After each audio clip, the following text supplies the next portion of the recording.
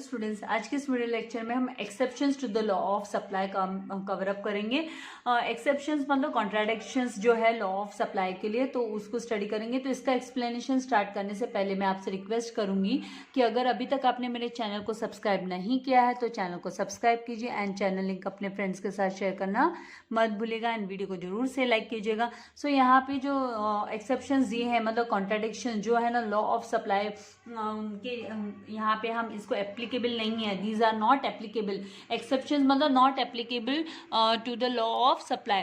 तो supply of labour, ये जो फर्स्ट पॉइंट है कि सप्लाई ऑफ लेबर, तो supply of labour supply is the total number of hours. ये टोटल नंबर ऑफ आवर्स है, मतलब कितने घंटे, दैट वर्कर्स टू वर्क, है ना, एक वर्कर कितने घंटे वर्क करता है at a given wage rate, की उसको कितनी जो वेज रेट मतलब उसको जो वेजेस रिसीव होती है घंटों के हिसाब से, तो वो टोटल कितने नंबर ऑफ आवर्स वो काम करता है। नाउ इट इज रिप्रेजेंटेड, इसको हम ना रिप्रेजेंट कर सकते हैं ग्राफिकली बाय अ सप्लाई के through. In case of labour as the wage rate rises, जब है ना वेज रेट बढ़ती है, वेज रेट जब इंक्रीज होती है तो द सप्लाई ऑफ लेबर है, जो आवर्स ऑफ वर्क है वो भी क्या होते हैं, वो भी इंक्रीज होते हैं, would increase and so the supply curve slopes upward. तो उस केस में जो सप्लाई कर्व है वो अपवर्ड स्लोप करती है and the supply of labour hours of work falls with the further rise in the wage rate. और ज़्यादा जब है ना भाव बढ़ जाते हैं, जब सैलरी इनकी जो वेज बढ़ जाती है, लेबरर्स की जो वेज है वो रेट वो इंक्रीज हो जाती है, तो सप्लाई कर्व है ना वो इट बैंड्स बैकवर्ड, ये है ना नीचे की तरफ झुक जाती है। इसका जो झुकाव है सप्लाई कर्व ऑफ लेबर का जो सप्लाई कर्व है वो नीचे की तरफ झुक जाता है।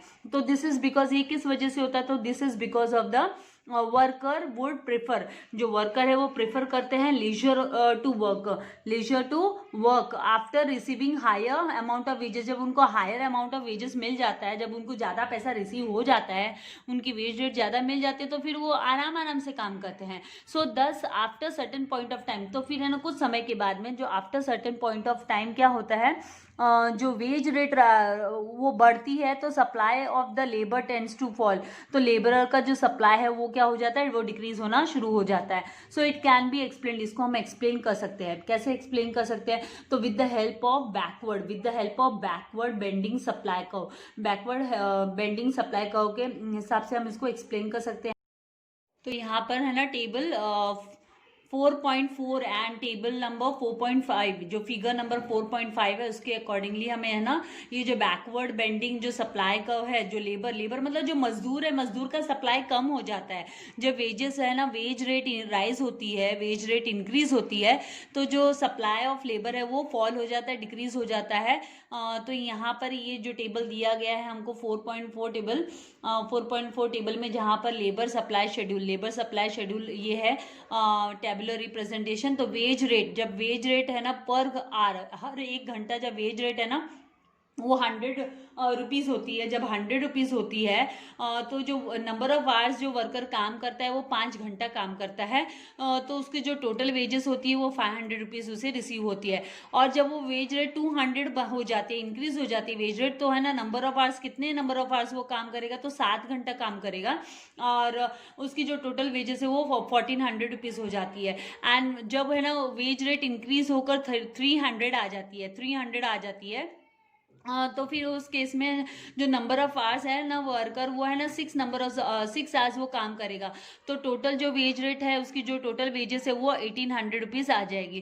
तो यहाँ पे ये जो ग्राफ दिया गया है वो इसी को एक्सप्लेन करता है कि ये SAS1 है, जो backward bending labour supply curve है, ये जो है वो backward bending labour supply curve है।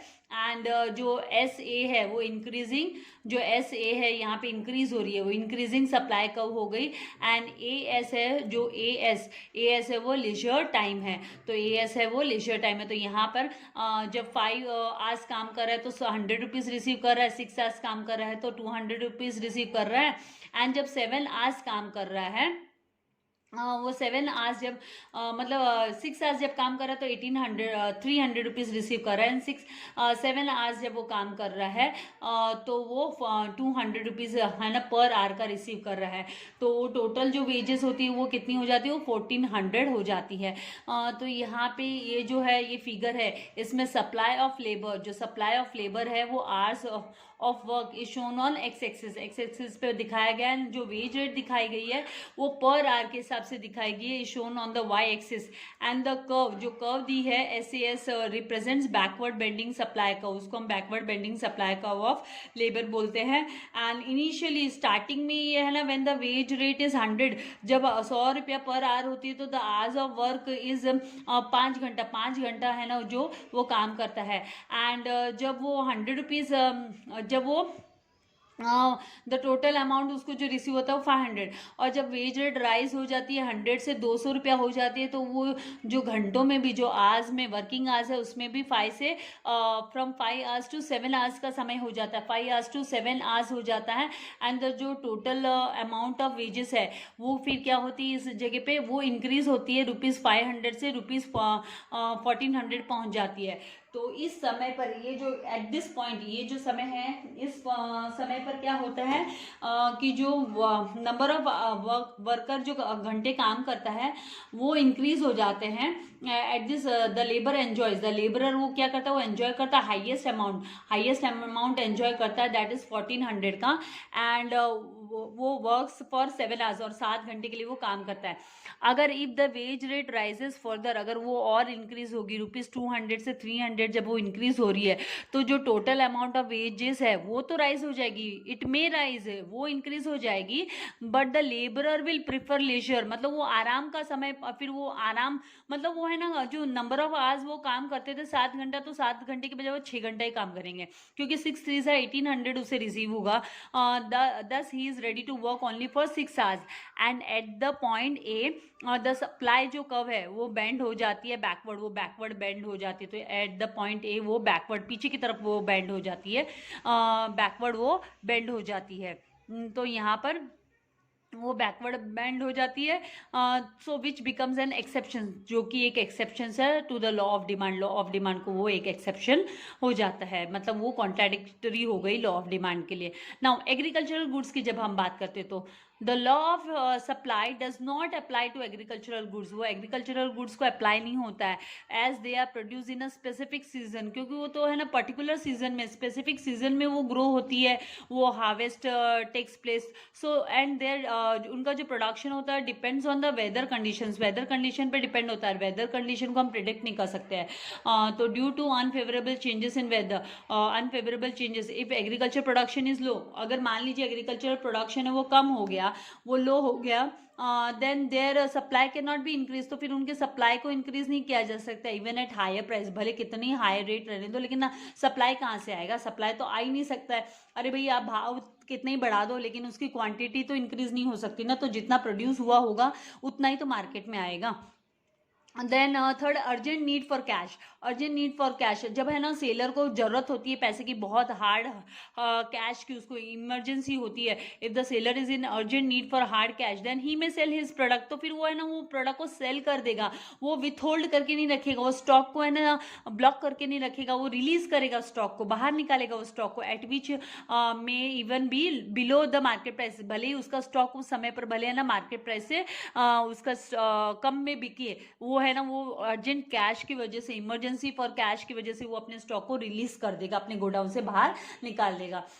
देन नेक्स्ट है पैरिशेबल गुड्स, जब हम पैरिशेबल गुड्स की बात करते हैं तो पैरिशेबल गुड्स मतलब इन case of perishable goods, perishable मतलब जो जल्दी खराब हो जाते हैं, जो ज़्यादा समय तक नहीं टिकते हैं, तो the supplier would offer to sell more quantities, तो वो ज़्यादा क्वांटिटी सेल करेगा एट लोअर प्राइसेस पे ज़्यादा क्वांटिटी सेल करेगा टू अवॉइड लॉसेस को अवॉइड करने के लिए। फॉर एग्जाम्पल जैसे वेजिटेबल हो गए, एग्स हो गया, तो ये है ना वो कम भाव में, आप देखें ना सब्जी के भाव, आप अगर इवनिंग में भाजी खरीदने जाते हो 4-5 बजे तो भाजी महंगी मिलेगी, और जैसे ही 8 साढ़े 8 बज गए तो आपको सब्जियां है ना सस्ती मिल रही है। तो कितने बार आपकी मम्मी है ना वो इवनिंग में, लेट इवनिंग जाती है मार्केट की, भाई है ना, जब है ना ठेला वो सब्जी वाला भैया जाने वाला होता है घर अपने, तो वो सस्ते भाव में बेच के जाएगा करके।